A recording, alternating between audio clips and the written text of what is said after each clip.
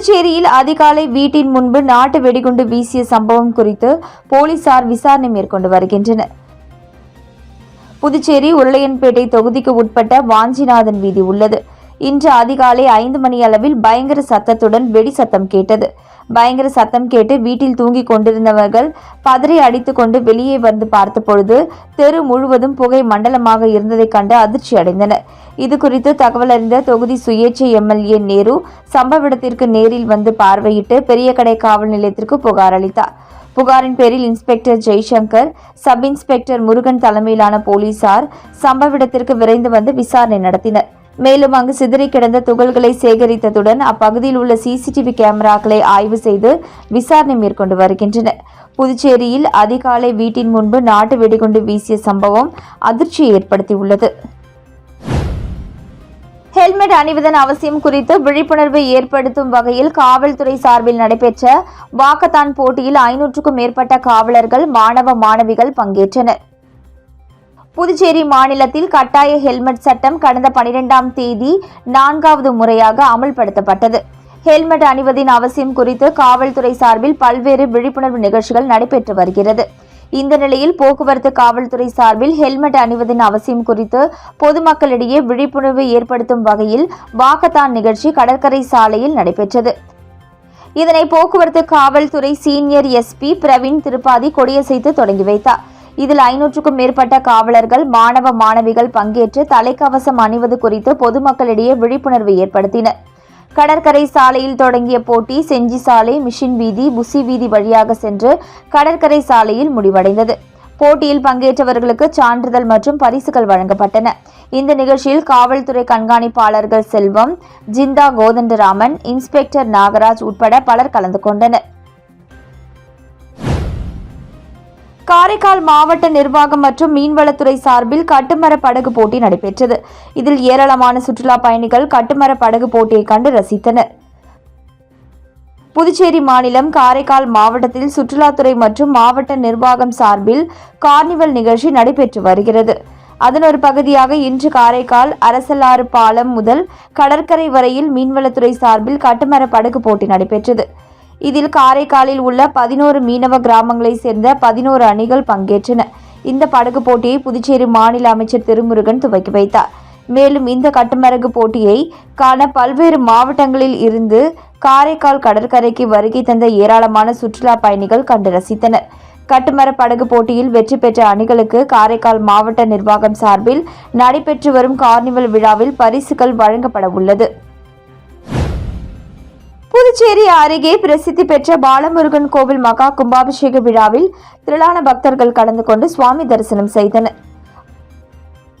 புதுச்சேரி அருகே ஆலங்குப்பம் கிராமத்தில் பிரசித்தி பெற்ற ஸ்ரீ பாலமுருகன் ஆலயம் அமைந்துள்ளது. கடந்த ஆண்டு 80 லட்சம் ரூபாய் செலவில் 21 அடி உயர முருகன் சிலை மற்றும் கோவில் புனரமைப்பு பணி நடந்து வந்த நிலையில் கடந்த வெள்ளிக்கிழமை கணபதி ஹோமத்துடன் மகா கும்பாபிஷேக விழா வெகு விமர்சையாக துவங்கியது. கும்பாபிஷேக விழாவில் முக்கிய நிகழ்வான குடமுழுக்கு விழா இன்று காலை துவங்கியது. இதில் கோவிலில் செப்பினால் ஆன கோபுர கலசத்திற்கு ஊர் முக்கியஸ்தர்கள் மற்றும் சுவாமிகள் புனித நீர் ஊற்றினர். இதில் புதுச்சேரி மற்றும் தமிழக பகுதிகளைச் சேர்ந்த ஆயிரக்கணக்கான பக்தர்கள் கலந்து கொண்டு சுவாமி தரிசனம் செய்தனர். புதுச்சேரியில் ஹெல்மெட் கட்டாய சட்டம் மீண்டும் அமல்படுத்தப்பட்டுள்ள நிலையில் ஹெல்மெட் அணியாமல் வந்த 200க்கும் மேற்பட்ட வாகன ஓட்டிகளுக்கு போலீசார் 1000 ரூபாய் அபராதம் விதித்தனர். புதுச்சேரி மாநிலத்தில் கடந்த 12ஆம் தேதி முதல் கட்டாய ஹெல்மெட் சட்டம் 4வது முறையாக மீண்டும் அமல்படுத்தப்பட்டது. இதற்கு பல்வேறு அரசியல் கட்சியினர், வாகன ஓட்டிகள் மற்றும் பொதுமக்கள் கடும் எதிர்ப்பு தெரிவித்தனர். முதல் நாளான 12ஆம் தேதி பேரளவில் சோதனை செய்த போலீசார் பொங்கல் பண்டிகைக்கு பிறகு ஹெல்மெட் அணியாத வாகன ஓட்டிகளுக்கு அபராதம் விதிக்கப்படும் என எச்சரிக்கை விடுத்தனர். மேலும் ஹெல்மெட் அணிவதன் அவசியம் குறித்து பள்ளி, கல்லூரி மற்றும் பொது இடங்களில் போலீசார் விழிப்புணர்வை ஏற்படுத்தி வந்தனர். இந்த நிலையில் நேற்று மாலை பல்வேறு இடங்களில் போலீசார் சோதனையில் ஈடுபட உள்ளதாக சமூக வலைதளங்களில் தகவல் பரவிய நிலையில் போக்குவரத்து சீனியர் எஸ்பி பிரவீன் திரிபாதி தலைமையில் மரப்பாலம் சந்திப்பில் போலீசார் திடீர் வாகன சோதனையில் ஈடுபட்டனர். அப்பொழுது ஹெல்மெட் அணியாமல் வந்த 100க்கும் மேற்பட்டோரை பிடித்து 1000 ரூபாய் அபராதம் விதித்தனர். இந்த சோதனையின் போது சிறுவர்கள் ஓட்டி வந்த வாகனத்தை பறிமுதல் செய்த போலீசார் அவர்களின் பெற்றோர்களை வரவழைத்து எச்சரித்து அனுப்பினர். இதேபோல் பல்வேறு இடங்களில் நடந்த சோதனைகளில் 200க்கும் மேற்பட்ட வாகன ஓட்டிகளுக்கு 1000 ரூபாய் அபராதம் விதிக்கப்பட்டது. புதுச்சேரியில் இருந்து தமிழக பகுதிக்கு மது கடத்திய 5 பேரை போலீசார் கைது செய்தனர். Nettapakkam police sub inspector Veeraputhiran மற்றும் போலீசார் நேற்று முன்தினம் இரவு மடுகரை பட்டாம்பாக்கம் சாலையில் ரோந்து சென்றனர். அந்த வழியாக வந்த தமிழக பகுதியை சேர்ந்த காரை நிறுத்தி சோதனை செய்தனர். அதில் 40,000 ரூபாய் மதிப்பிலான பீர், பிராந்தி உள்ளிட்ட மதுபானங்கள் புதுச்சேரியில் இருந்து தமிழக பகுதிக்கு கடத்தி செல்வது தெரியவந்தது. இதுகுறித்து போலீசார் வழக்கு பதிவு செய்து தமிழக பகுதியான உளுந்தூர்பேட்டையை சேர்ந்த குமாரவேல், மோகன், பன்ருட்டியை சேர்ந்த அருள், மோகன் பாபு, சரவணன் ஆகியோரை கைது செய்து அவர்களிடம் இருந்த மது பாட்டில்கள், கடத்தலுக்கு பயன்படுத்திய காரை பறிமுதல் செய்து கலால் துறையில் ஒப்படைத்தனர். புதுப்பேட்டை இளைஞர் நல சங்கம் ஸ்ரீ ஆஞ்சநேய ஆன்மீக சேவை சங்கம் சார்பில் நடைபெற்ற இலவச மருத்துவ முகாமில் 500க்கும் மேற்பட்ட பொதுமக்கள் கலந்து கொண்டு பயன்பெற்றனர். புதுச்சேரி தட்டாஞ்சாவடி தொகுதிக்கு உட்பட்ட புதுப்பேட்டை பகுதியில் அமைந்துள்ள ஸ்ரீ புத்தாலாய் மாரியம்மன் ஆலயத்தில் புதுப்பேட்டை இளைஞர் நலசங்கம், ஸ்ரீ ஆஞ்சநேய ஆன்மீக சேவை இயக்கம் மற்றும் பிம்ஸ் மருத்துவமனை சார்பில் இலவச மருத்துவ முகாம் நடைபெற்றது. இந்த முகாமில் பொது மருத்துவம், காது, மூக்கு, தொண்டை மருத்துவம், எலும்பு மருத்துவம், கண் மருத்துவம், பொது அறுவை சிகிச்சை, மகப்பேறு மருத்துவத்திற்கு ஆலோசனை மற்றும் இலவச மருந்துகள் வழங்கப்பட்டன. பிம்ஸ் மருத்துவமனை மருத்துவ குழுவினர் நோயாளிகளுக்கு பல்வேறு ஆலோசனைகளை வழங்கினர். இதில் புதுப்பேட்டை மற்றும் அதனை சுற்றியுள்ள பகுதிகளைச் சேர்ந்த 500க்கும் மேற்பட்ட பொதுமக்கள் கலந்து கொண்டு பயன்பெற்றனர். முகாமிற்கான ஏற்பாடுகளை புதுப்பேட்டை இளைஞர் நல சங்கம், ஸ்ரீ ஆஞ்சநேய ஆன்மீக சேவை இயக்கத்தின் நிர்வாகிகள் செய்திருந்தனர். புதுச்சேரி மூலக்குளம் பகுதியில் பொதுமக்களுக்கு அச்சுறுத்தல் ஏற்படுத்தும் வகையில் கத்தியுடன் சுற்றித் திரிந்த வாலிபரை போலீசார் கைது செய்து சிறையில் அடைத்தனர். புதுச்சேரி மூலக்குளம் பத்மாவதி மருத்துவமனை அருகே பொதுமக்களுக்கு அச்சுறுத்தல் ஏற்படுத்தும் வகையில் வாலிபர் ஒருவர் கத்தியுடன் சுற்றித் திரிவதாக ரெட்டியார்பாளையம் காவல் நிலையத்திற்கு புகார் வந்தது. புகாரின் பேரில் ரெட்டியார்பாளையம் சப் இன்ஸ்பெக்டர் கலையரசன் தலைமையிலான போலீசார் சம்பவ இடத்திற்கு விரைந்து சென்று கத்தியுடன் சுற்றித் திரிந்த வாலிபரை பிடித்து காவல் நிலையம் அழைத்து வந்தனர். விசாரணையில் அருமார்த்தபுரம் வசந்தம் நகரை சேர்ந்த சுந்தரம் என்கிற பிரசாந்த் என்பதும் இவர் மீது கஞ்சா உள்ளிட்ட பல்வேறு வழக்குகள் உள்ளதும் தெரியவந்தது. இதையடுத்து பிரசாந்தை கைது செய்த போலீசார் நீதிமன்றத்தில் ஆஜர்படுத்தி காலாப்பட்டு மத்திய சிறையில் அடைத்தனர். இந்தியா இங்கிலாந்து மோதும் கிரிக்கெட் போட்டியை பார்க்க ஆன்லைனில் போலி டிக்கெட்டுகளை வாங்கி ஏமாந்த இளைஞர்கள் அளித்த புகாரின் பேரில் சைபர் கிரைம் போலீசார் விசாரணை நடத்தி வருகின்றனர். இந்தியா வருகை தரும் இங்கிலாந்து அணியினர் வருகின்ற 22ஆம் தேதி முதல் பிப்ரவரி 12ஆம் தேதி வரை 3 நாள் கிரிக்கெட் போட்டி 5 T20 போட்டிகள் கொண்ட தொடரில் விளையாடுகின்றனர். T20 தொடரின் 2வது போட்டி சென்னை சேப்பாக்கம் மைதானத்தில் வருகின்ற 25ஆம் தேதி நடக்கிறது. இப்போட்டியை நேரில் பார்ப்பதற்கு புதுச்சேரி தட்டாஞ்சாவடி சுப்பையா நகரை சேர்ந்த சக்தி என்பவரிடம் ஆன்லைன் மூலம் டிக்கெட் முன்பதிவு செய்தார். மேலும் தான் நண்பர்கள் 3 பேருக்கு டிக்கெட் பதிவு செய்து அதற்கான தொகை 6,360 ரூபாய் செலுத்தினார். ஆனால் பதிவு செய்யப்பட்ட டிக்கெட் ஏதும் வரவில்லை. இது தொடர்பாக சக்தி புதுச்சேரி சைபர் கிரைம் போலீசார் புகார் அளித்தார். போலீஸ் விசாரணையில் சைபர் கிரைம் மோசடி கும்பல் கிரிக்கெட் போட்டிக்கான போலி டிக்கெட் புக்கிங் இணையதள பக்கத்தை உருவாக்கி பணம் பறிக்கும் செயலில் ஈடுபட்டிருப்பது தெரியவந்தது. இதன் மூலம் எவ்வளவு பணம் மோசடி செய்யப்பட்டுள்ளது என விசாரணை நடத்தி வருகின்றனர்.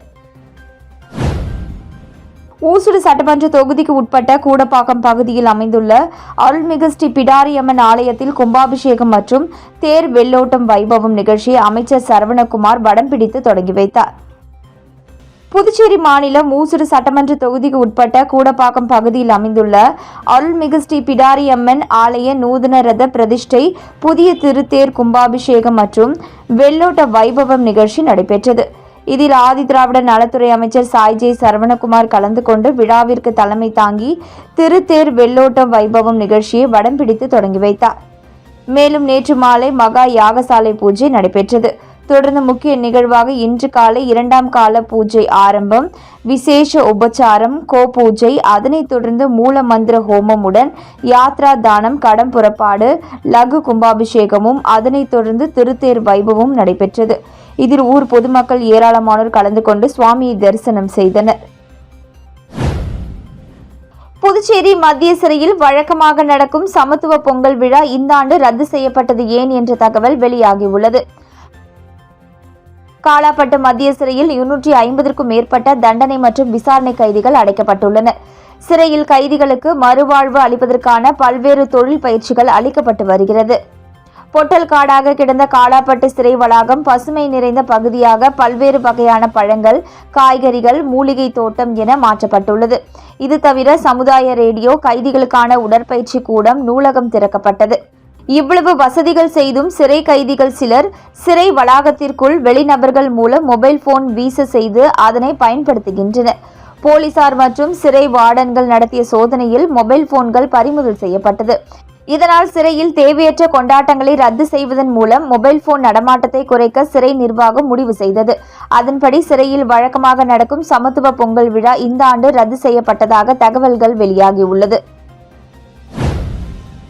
புதுச்சேரி பகவத்சிங் நகரில் அமைந்துள்ள ஸ்ரீ மகா சக்தி பரிகார வராகி அம்மனுக்கு தேய்பிறை பஞ்சமியை முன்னிட்டு சிறப்பு அபிஷேகம் மற்றும் மலர்களால் அலங்காரம் செய்யப்பட்டு தீபாராதனை காட்டப்பட்டது.